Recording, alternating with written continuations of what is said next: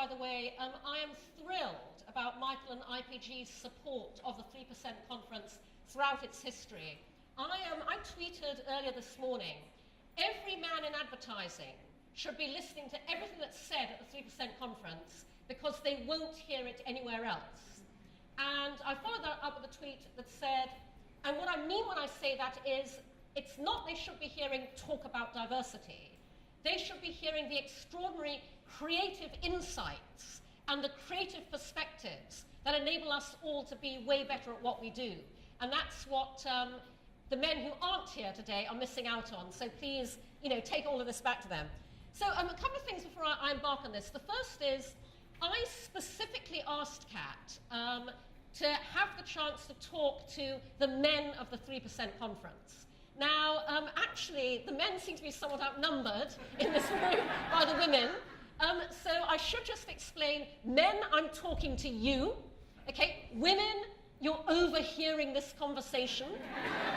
But please, actually, women, then take this conversation back to the men that you work with. And the second thing, just to say before I get started, is something I always say before any talk, here and anywhere else. Everything I'm going to say here about gender applies equally to diversity of race, ethnicity, sexuality, age, disability. It's just that gender cuts through all of those, and in order to really get everything I want to get across in 30 minutes, I focused on gender, but everything I say applies to diversity of everything. So I have basically 7 actions, 7 micro-actions that I want you men in the audience here at the 3% conference today to take. Because what these 7 actions will do is get you men to where I think we all should be, which is less work, more money. That's my motto in life. And at the moment in our industry, depressingly, all too often it feels like more work for less money. So let's reverse that equation and let's make life much easier going forwards for all of you men. So here's action number 1. Hire and promote women into senior positions to make your life easier instantly. Let me explain why. She does all the things he doesn't like to do so he can focus on what he likes. How many professional relationships do you know that resemble that? How many personal relationships do you know that resemble that? That is a quote from 3 years ago from a Fortune magazine article on Sheryl Sandberg's relationship with Mark Zuckerberg. Men, that's what happens when you put a woman into your COO role. And by the way, women, this really is an overheard conversation because I hate saying this, but men, what happens when you do that is that she really does take all the crap off you, and she will do it way more conscientiously than men will, and she will not ask for nor take any credit. And you'll get all the credit. Women, I don't like saying that. We want to change that. But men, that is what happens. So the moment you promote women to senior positions, you'll be amazed at how all of a sudden there is less work because women make shit happen and women get shit done. Am I right, ladies? So, magically, your workload will dissipate and disappear when you hire or promote women rapidly into senior positions within your company. And don't just promote them, really make sure you step back and give them autonomy. This is a quote by Mark Duplass, who is one of the Duplass brothers, who wrote a wonderful TV series called Togetherness. How many of you have seen Togetherness? Oh, yeah, fans. Loved it to death. And as you all know, there are 4 lead roles in Togetherness, 2 men, 2 women. And this is Mark Duplass talking earlier this year about how when they brought in the 2 lead actresses, they began inputting into script development, role development, and he said, the more autonomy we gave them, the better everything got. So, put women in senior positions, step back, give them autonomy, and oh my God, men, your lives are magically transformed. Seriously. Action number 2. And when you do that, hire and promote women based on potential, not proof. And the reason I say that is because men get hired and promoted on potential, and women get hired and promoted on proof. Because when you are a white male leader in our industry, it's very easy to look at men coming up through the ranks and to go, oh, he reminds me of myself at his age. I can see myself in him. He's great to have a beer with. I'm sure he can do the job. With a woman, it's a whole different set of standards. Well, has she done the job before? Has she done the job long enough? Has she done the job well enough?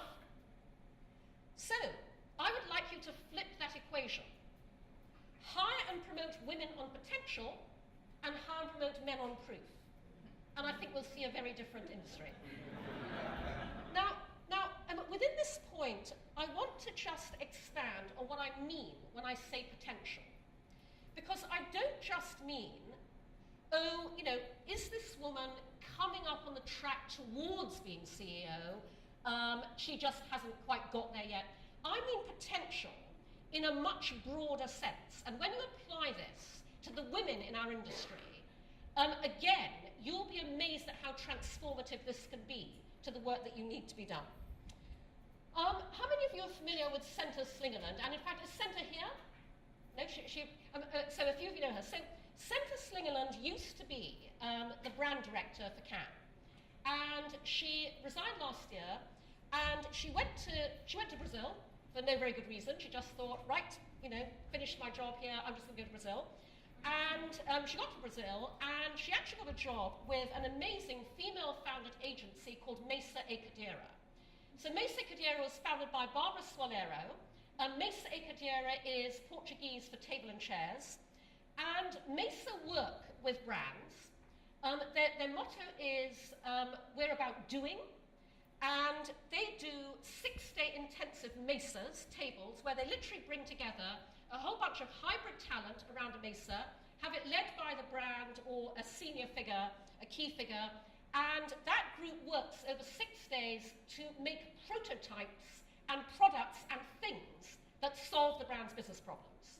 And there has to be, at the end of those 6 days, actual output, actual products.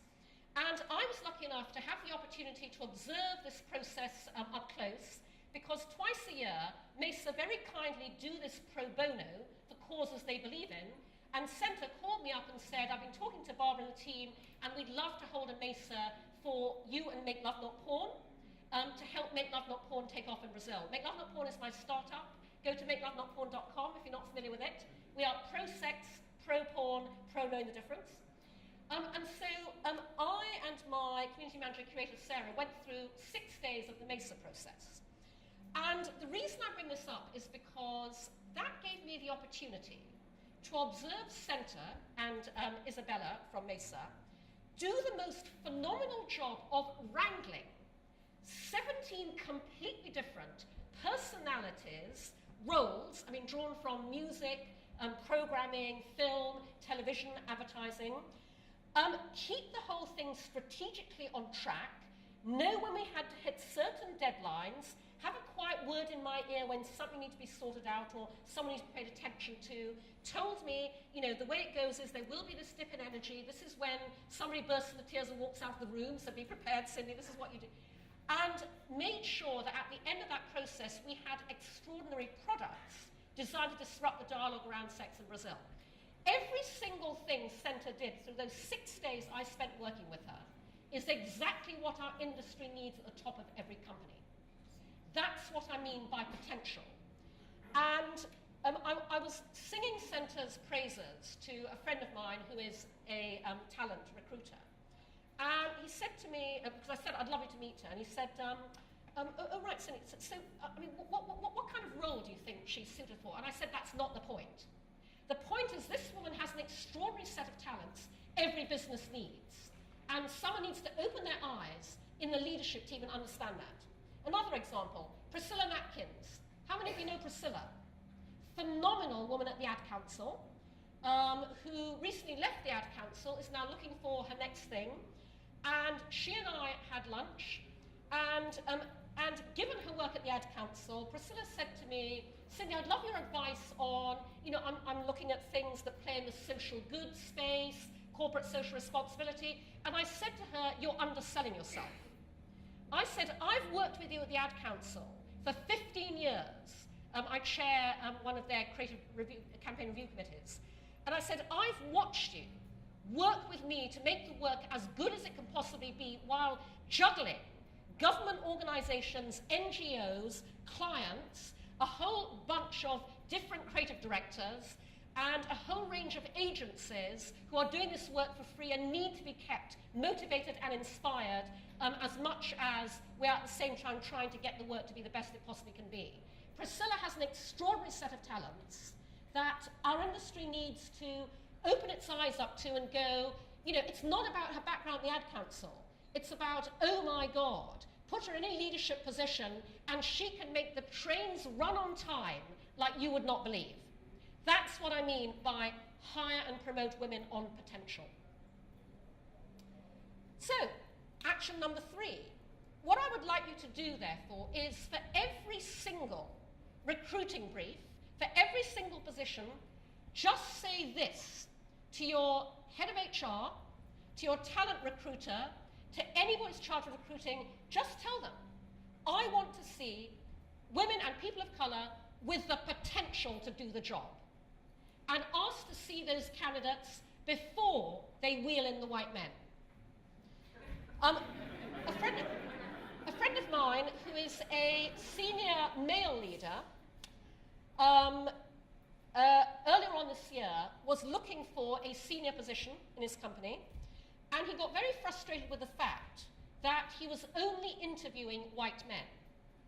So he asked for a conference call with his HR person and the recruiter whom they'd given the exclusive to for this role, and who obviously, by the way, stood to make a lot of money out of it.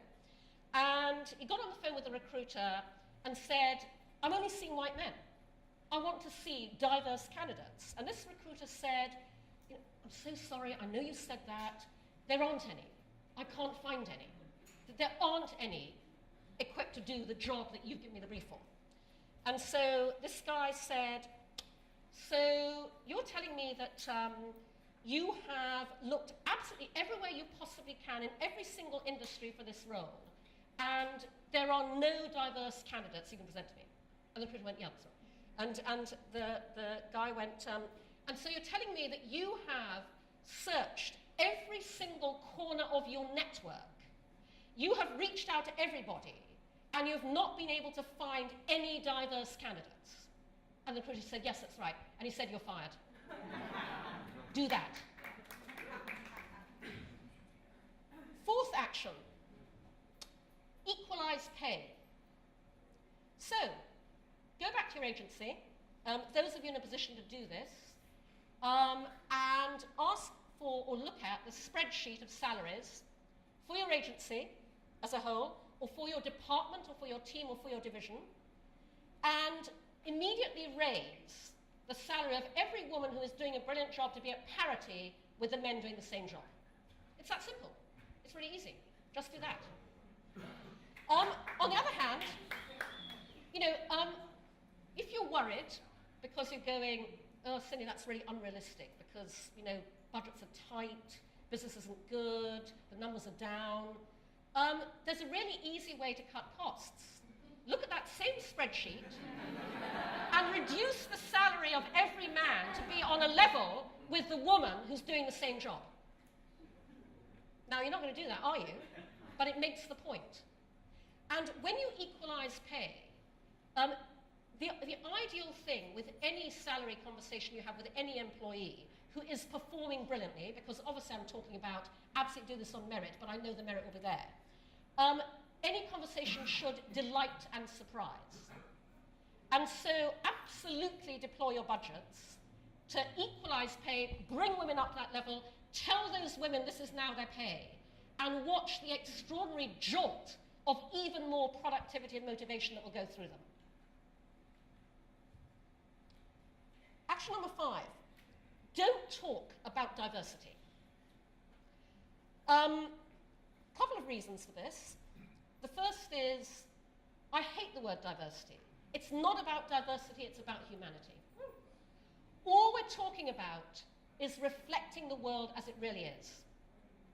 The advertising we do needs to reflect the world as it really is, and for that to happen, the people making it, responsible for it, need to reflect the world as it really is. So it's not about diversity, it's about humanity. Don't talk about diversity, but really, really, really, do not talk about diversity. Because talking about diversity doesn't help. Here are a couple of reasons why. In an era where right now diversity is the buzzword of the moment, everybody has their head of diversity, diversity initiative, diversity program. Here are two very big problems with that. First of all, when you talk about diversity, when you say, oh, as an agency, we're all about diversity, we're absolutely, making sure that diversity is at the heart of everything we do, you seriously alienate straight white men.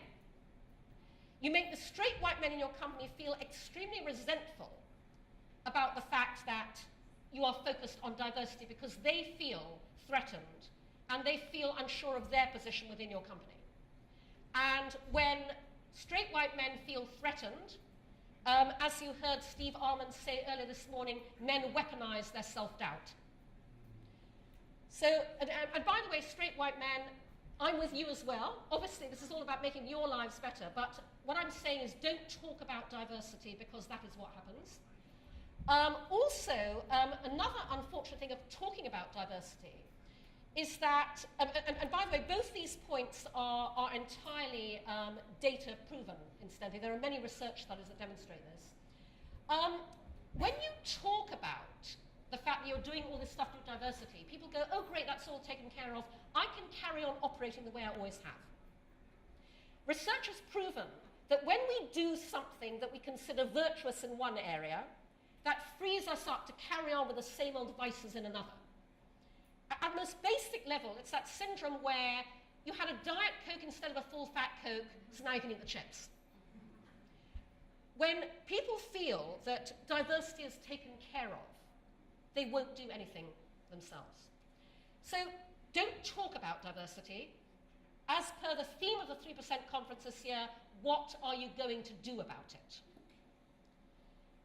And so when you do something about it, I'm all about communication through demonstration.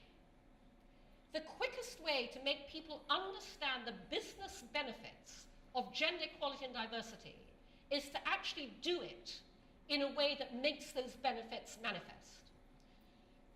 Shots magazine called me earlier on this week to interview me about diversity for their fun issue of the year, and the last thing the interviewer asked me was, what is the one thing, Cindy, that you would like to see our industry do about diversity? And I said, I'd like to see our industry brief it into themselves. So, action number 6, and I mean this literally, write the strategic and creative brief for diversity within your agency, within your company, and brief it in to the creative department. And let's do what we do for our clients. Let's come up with an incredibly strategically insightful, innovative, creative way to make your company diverse. Do for yourselves what we do for our clients, what we claim very good at doing for our clients. Literally, brief it in. And I really mean that literally because I would love to see case studies of agencies who've done this, who've actually applied this thinking, the thinking they use for their clients, on their own behalves, and come up with really ingenious, creative ways to be diverse. And then my final point, men in the audience, stop sexual harassment. Stop doing it, and stop other men doing it. And the reason I say this is because sexual harassment manages women out of our industry. Our industry has lost so much talent, so much creativity, so many skills over the decades, over the past century because of sexual harassment. The only good thing about the utter debauch that is our presidential campaign at the moment is that it has absolutely brought this into the public eye. And I want to share with you an enormously moving post written in the Harvard Crimson by the Harvard women's soccer team. Some of you may have read this story. It was discovered at Harvard that the men's soccer team had for years been keeping a score sheet of recruits to the women's soccer team, scoring and rating them all. You can imagine how. And this is a quote from this wonderful post that the Harvard women's soccer team wrote in the Harvard Crimson. "We are frustrated this is a reality that all women have faced in the past and will continue to face throughout their lives. We feel hopeless because men who are supposed to be our brothers degrade us like this. We are appalled that female athletes who are told to feel empowered and proud of their abilities are so regularly reduced to a physical appearance. We are distraught that mothers having daughters almost a half-century after getting equal rights have to worry about men's entitlement to bodies that aren't theirs. We are concerned for the future because we know that the only way we can truly move past this culture is for the very men who perpetrate it to stop it in its tracks." Sexual harassment is endemic in the advertising industry. Every single woman in this room can tell you that, myself included. Ken Burnside, who is a games developer, wrote a fantastic post earlier this year about sexual harassment in gaming, and he repurposed this quote, "All it takes for sexism to prosper is for good men to see nothing." Good men in our industry see nothing and have seen nothing for years because of the skill of what Ken calls the smiling monsters. Men, open your eyes, and by the way, at the end of Ken's post is a very good list of action points that men can take to counter sexual harassment in the industry. Men, open your eyes to this and make damn sure it stops happening. If nobody speaks up, nothing changes. Call it out when you see it, women as well as men. And because I have to end now, I just want to say, men, we love you. Seriously. Seriously. We love you. We love you, men of the 3% conference, because you're here. Thank you for being here, because you are listening. Please. And so help us to help you. Because, as I like to say all the time, there is a huge amount of money to be made out of taking women seriously. Less work, more money. Let's all get to it together. Thank you very much.